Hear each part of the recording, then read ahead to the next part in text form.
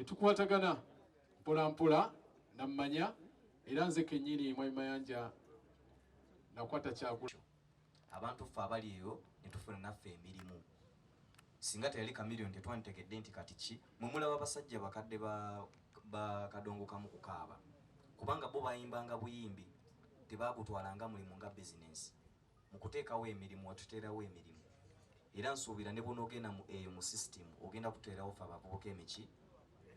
Era ffe ng'abangi abavubuka ffe wano mu Uganda ffe bakola percentage ennene.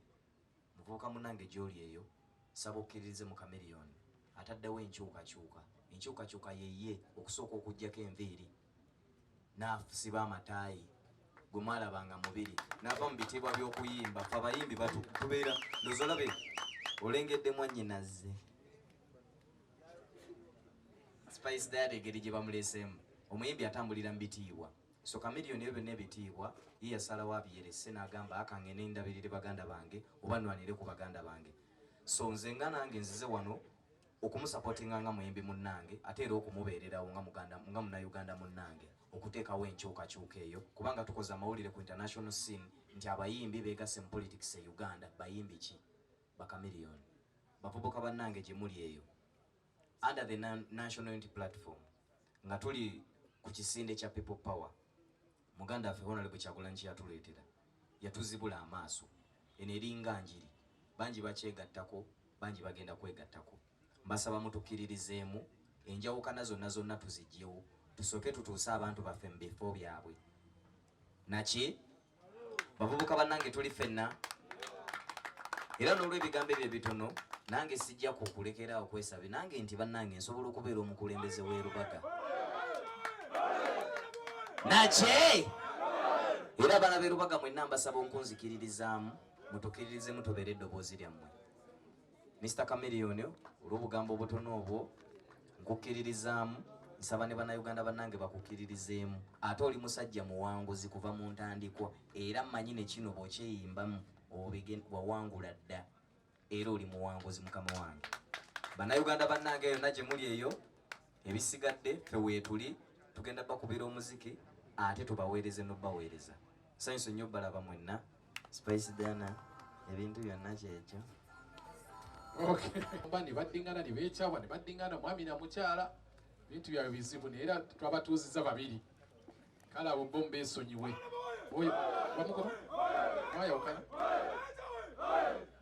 Gw'olina omuzindalo gunagambe tubawo nga tondayo. Kale amanya n'eddoboozi bampita Victor Kamenya yatente nga nsune Road Councillor LC5 Lubaga North Naki People Power NUP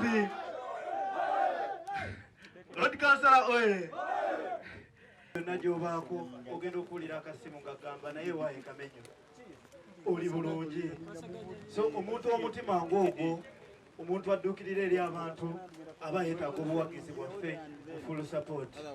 Banange ffe nga bannamiziki ffenna wano mu Uganda twakula twegomba Dr. Jose Chameleone era ye menta waffe.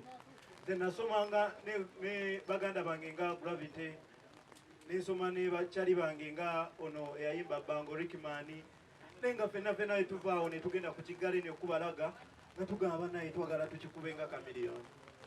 So Chameleone abadde great inspiration ya amaanyi nnyo eri obulamu bwaffe era famire zaffe kasukali ke balya omusajja ono akayinako ettofaali.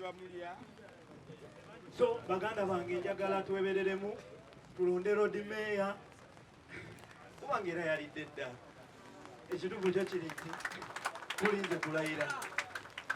Nange bakyali bange ab'ekasubi aba Lubaga North njagala mumbereremu ekyensuso okuba Road Councillor ate era ekyensuso tubereremu His Excellency Bad Bobi Wine owa President wa Uganda. Mwebale nnyo mwebalire ddala. Nampita Victor Kamenya. Zobaka bwenjagala ogezaako kuba abavubuka kano ke kaseera. Yenna munabitona ali eyo bw'onooba tosazeewo okubeera ne Dr. Jose Chameleone.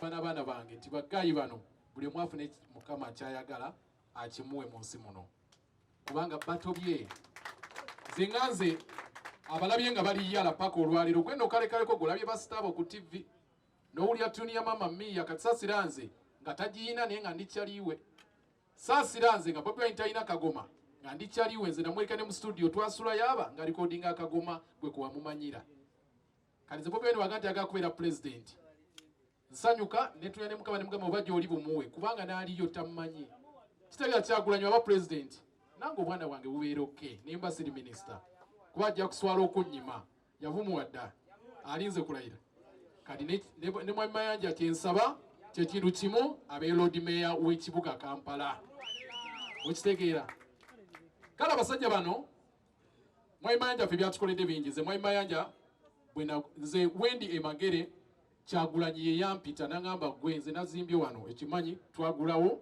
ndi mu kuzimba ne waliwo kapoloti akaniranye jangu okagule nantwala nga nina milioni 2.10 nali nkola ne shiro mu Siriki ne mugano mugamba njagala emitwalo 5 njaga kuddiza musajja tunampaako kyabiri oyo omwami golaba nengattako nengenda Kyagulanyi ne ku agreement yange n'ateekako omukono kubanga ye yandagawo ngwa bona ompita nti ene waffe waliwo batunda nenzitandika akayumba nga ndi DJ ndi mu Siriki naye nga tekaggwa Mwami Mayanja bwe namulambuzaayo nanga kino mbadde sikisuubira eno ennyumba ngenda kugiggala n'aginzigalira amadinisa paka ku nzigi amabaati yasanga nagateekako agogo tuse yagamba kale sivuddeawo bino byetubadde Omwami Mayanja tuyitayita Samuel nangamba ne mugamba Mwami Mayanja nakasente kennoonya nabangiza nangamba tofaayo lumu ngangamba ankwata ngangula n'obuyumba obulala bwentyo mpolampola kale asajja bano bagabi ate emitima gyabwe mirungi naye nga Mwami Mayanja weebali nnyo omutima omulungi ate toyambye nze nzekka era bonna bowulidde ku bano bennyini nga boogera abamu ku bo bujja kukola ki kuba ffe olunaku lwaffe naffe lwakumujjubisa yensonga lwaki bakyali be batudde wano abamwagala tuli mu Kampala ekibuga kyani kya Mayanja mwebanye bali eddala kino nkigadde